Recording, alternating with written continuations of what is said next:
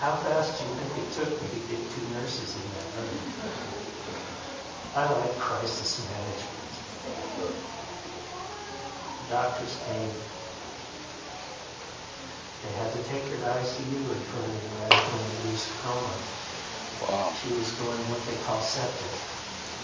She had an infection raging in her body. That night, her temperature rose, and they didn't think she was going to live. They told me if she makes it through the night, she'll make it tomorrow. Her temperature rose to 106.3. That's brain fry.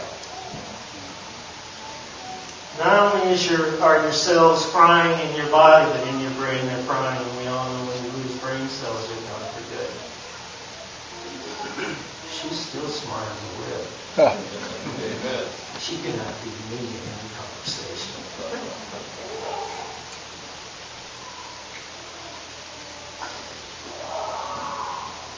Then we raised the price of the house.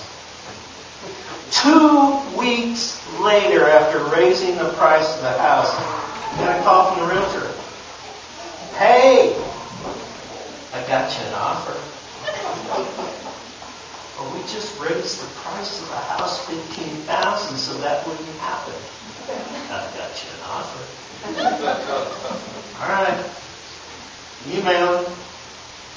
Emailed it. It was laughable.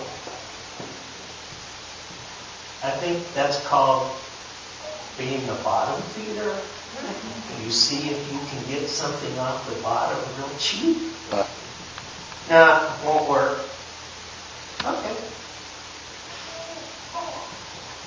A week later, guess what? Those same people came back with a believable offer. They love their house. Well, this is July. So I have to go home. First I called the movers. Hey, can you come? Because we'd already put the money into the movers 2 years before. Can you come and move the stuff in a week? Yeah, we can do that. Let me know when you get there. Okay. Do you think they let me know when they got there? No. They called, the movers were already sitting in front of the house. Where are you? Well, I'm in Boise. Well, we're here to move your house. I said, I'll be right there. They said, okay, no problem. I got there that afternoon. They picked up all the house and put it away except for the bedroom set, which I needed. Because they couldn't travel overnight anyway, because they'd already spent their allotted working time. So they let me sleep in my own bed, in my own room that night. They picked it up the next morning and gave it to Boise. And I put it all in storage. Now, I have a wife who's very sick, with an open abdomen, on suction, because they cut her intestines in 3 places. So she's what they call a high output fistula patient. Anything that goes in comes out within 90 seconds into the abdomen. Wow. I've got that to worry about. I've got no home. I have a pocket full of money. And I've got to find a home. All this time, my big prayer was, if my wife is not going to live, Father, I don't need a house. What do I need a house in Boise for? If my wife's going to live, I need a home. If she's not, forget it. So, okay, I got to find a house. So I start looking for a house with a realtor who's a relative. Find a house. Negotiate for a house. I didn't like the final price. I walked away. The realtor texted me a half hour later after I refused the last counter offer. And he says, I put in another offer for you because I know if I didn't, you'd kick yourself if you get this house. I The bank accepted. Not only did the bank accept, but they demanded that I close earlier than I had asked to. So when God answers, does He answer?